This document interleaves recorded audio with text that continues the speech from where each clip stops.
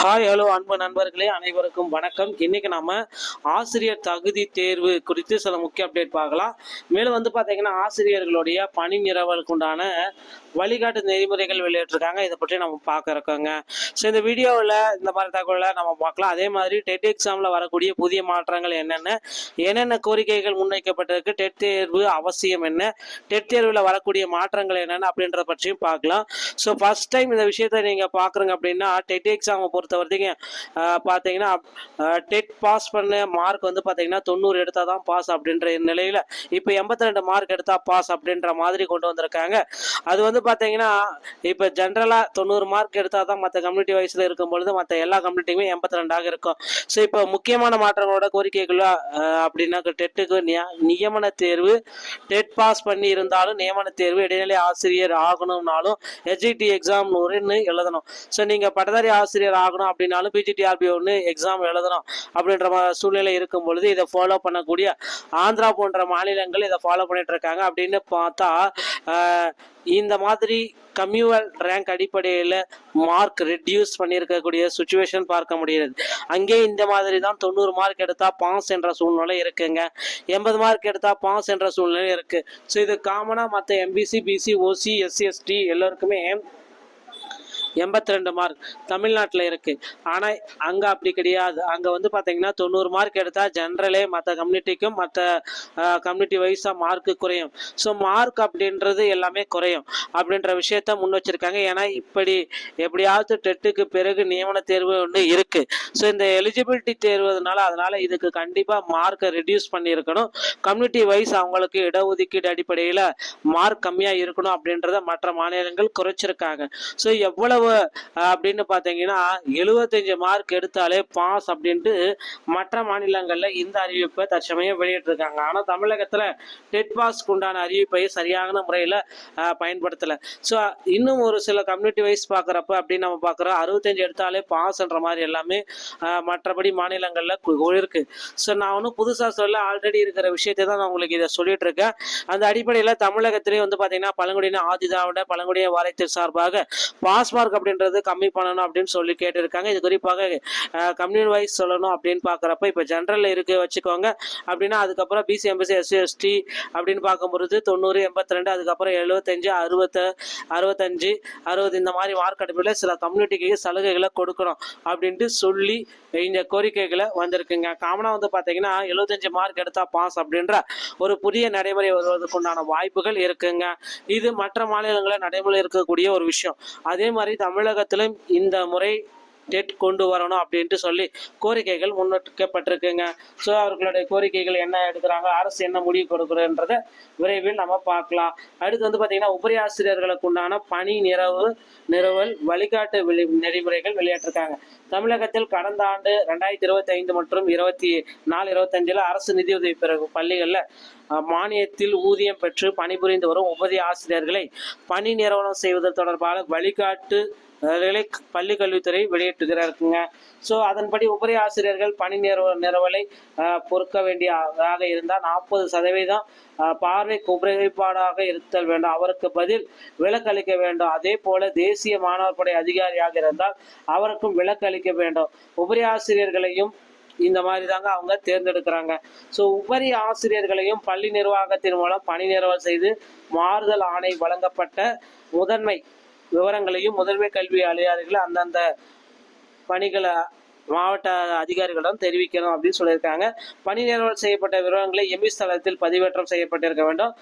சிறுபான்மை மற்றும் அரசு நிதி உதவி பெறும் பள்ளிகளை பொறுத்தவரை உபரி ஆசிரியர்கள் அதே வகையிலான சிறுபான்மை பள்ளிகளில் பணி நிறுவல் நடவடிக்கையும் செஞ்சிருக்கப்பட வேண்டும். மாவட்ட முதன்மை கல்வி அலுவலர்களால் பதிவேற்றம் செய்யப்பட்ட விவரங்கள் அடிப்படையில் மே இறுதி வாரத்தில் வருவாய் மாவட்டத்திற்குள் பணி நிறுவல் கலந்தாய்வு நடத்தப்பட வேண்டும். அதனைத் தொடர்ந்து அரசாணை 146 தெரிவிக்கப்பட்டுள்ள நெறிமுறைகளின்படி பணி நிறுவல் நடவடிக்கைகள் மேற்கொள்ளப்பட வேண்டும் என முதன்மை கல்வி அலுவலர்களுக்கு பள்ளி கல்வித்துறை இந்த வலியுறுத்தலை வச்சிருக்காங்க. ஸோ அடுத்து பார்த்தீங்கன்னா நீங்க எல்லாருமே எதிர்பார்த்த மாதிரி எஸ்ஜிடியோடைய second selection list, second CV list இன்னும் வரும் திங்கட்கிழமை காலை 10 மணி அளவில் வெளியாகும் என்று எதிர்பார்க்கப்படுகிறதுங்க. சரி, செகண்ட் செலெக்ஷன் லிஸ்ட்ல மீண்டும் ஒரு 1000 பேர் புதிதாக சேர்க்கப்பட்டிருக்காங்க அப்படின்ற தகவலையும் தற்சமயம் அன்அஃபிஷியலாக வெளியிட்டிருக்காங்க. மேலும் வந்து பார்த்தீங்கன்னா இந்த 2013 டெட் பாஸ் பண்ணவர்களுக்கு பணி போடலாமா வேணாமான்ட்டு அரசு ஆலோசித்து வருவதாகவும் தகவல் வந்திருக்குங்க. தகவல் உங்களுக்கு பிடித்திருந்தால் நீங்கள் நம்முடைய சேனலை சப்ஸ்கிரைப் அண்ட் பெல்லை கிளிக் பண்ணி வச்சுக்கோங்க.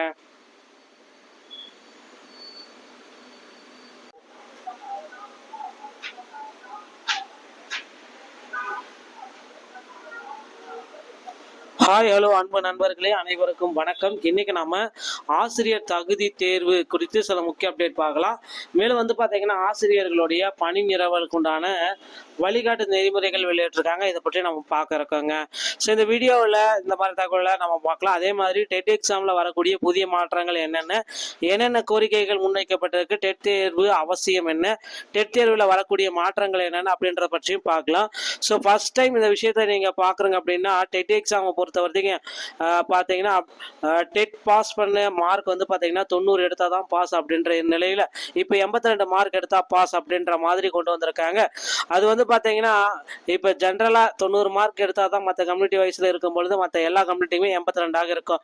ஸோ இப்போ முக்கியமான மாற்றங்களோட கோரிக்கைகள் அப்படின்னா டெட்டுக்கு நியமன தேர்வு, டெட் பாஸ் பண்ணி இருந்தாலும் நியமன தேர்வு, இடைநிலை ஆசிரியர் ஆகணும்னாலும் எஸ்ஜிடி எக்ஸாம் 1 எழுதணும்.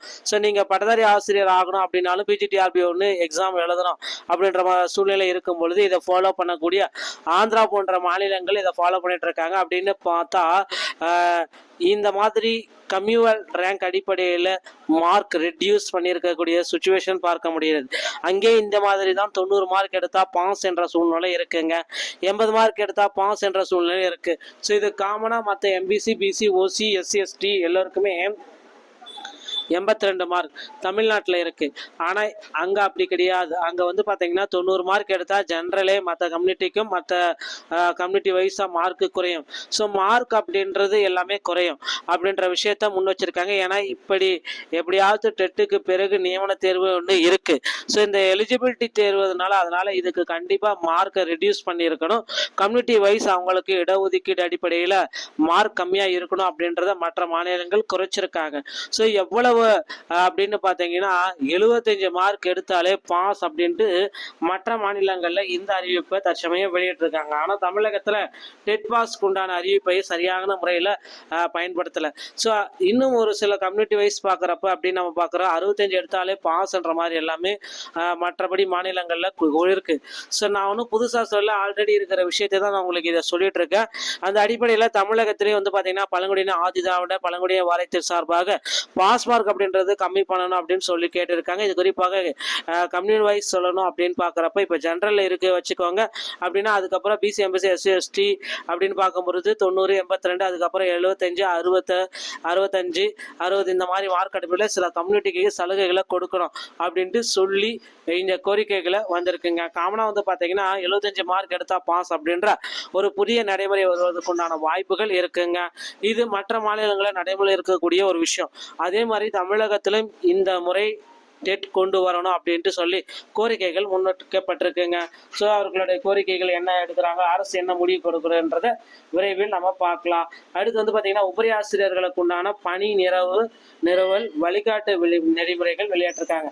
தமிழகத்தில் கடந்த ஆண்டு 2025 மற்றும் 24-25 அரசு நிதியுதவி பெறும் பள்ளிகளில் மானியத்தில் ஊதியம் பெற்று பணிபுரிந்து வரும் உபரி ஆசிரியர்களை பணி நிறுவனம் செய்வது தொடர்பான வழிகாட்டு பள்ளி கல்வித்துறை வெளியிட்டுகிறாருக்குங்க.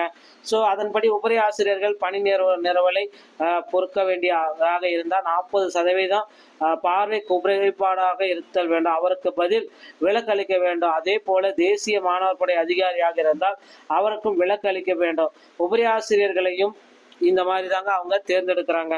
ஸோ உபரி ஆசிரியர்களையும் பள்ளி நிர்வாகத்தின் மூலம் பணி நிறுவல் செய்து மாறுதல் ஆணை வழங்கப்பட்ட முதன்மை விவரங்களையும் முதன்மை கல்வி அதிகாரிகள் அந்தந்த பணிகளை மாவட்ட அதிகாரிகளிடம் தெரிவிக்கணும் அப்படின்னு சொல்லியிருக்காங்க. பணி நிரவல் செய்யப்பட்ட விவரங்களை எமிஸ் தளத்தில் பதிவேற்றம் செய்யப்பட்டிருக்க வேண்டும். சிறுபான்மை மற்றும் அரசு நிதி உதவி பெறும் பள்ளிகளை பொறுத்தவரை உபரி ஆசிரியர்கள் அதே வகையிலான சிறுபான்மை பள்ளிகளில் பணி நிரவல் நடவடிக்கையும் செஞ்சிருக்கப்பட வேண்டும். மாவட்ட முதன்மை கல்வி அலுவலர்களால் பதிவேற்றம் செய்யப்பட்ட விவரங்கள் அடிப்படையில் மே இறுதி வாரத்தில் வருவாய் மாவட்டத்திற்குள் பணி நிரவல் கலந்தாய்வு நடத்தப்பட வேண்டும். அதனைத் தொடர்ந்து அரசாணை 146 தெரிவிக்கப்பட்டுள்ள நெறிமுறைகளின்படி பணி நிரவல் நடவடிக்கைகள் மேற்கொள்ளப்பட வேண்டும் என முதன்மை கல்வி அலுவலர்களுக்கு பள்ளிக்கல்வித்துறை இந்த வலியுறுத்தலை வச்சிருக்காங்க. ஸோ அடுத்து வந்து பார்த்தீங்கன்னா நீங்கள் எல்லாருமே எதிர்பார்த்த மாதிரி எஸ்ஜிடியோடைய second selection list, second CV list இன்னும் வரும் திங்கட்கிழமை காலை 10 மணி அளவில் வெளியாகும் என்று எதிர்பார்க்கப்படுகிறதுங்க. சரி, செகண்ட் செலெக்ஷன் லிஸ்ட்ல மீண்டும் ஒரு 1000 பேர் புதிதாக சேர்க்கப்பட்டிருக்காங்க அப்படின்ற தகவலையும் தற்சமயம் அன்அஃபிஷியலாக வெளியிட்டிருக்காங்க. மேலும் வந்து பார்த்தீங்கன்னா இந்த 2013 டெட் பாஸ் பண்ணவர்களுக்கு பணி போடலாமா வேணாமான்ட்டு அரசு ஆலோசித்து வருவதாகவும் தகவல் வந்திருக்குங்க. தகவல் உங்களுக்கு பிடித்திருந்தால் நீங்கள் நம்முடைய சேனலை சப்ஸ்கிரைப் அண்ட் பெல்லை கிளிக் பண்ணி வச்சுக்கோங்க.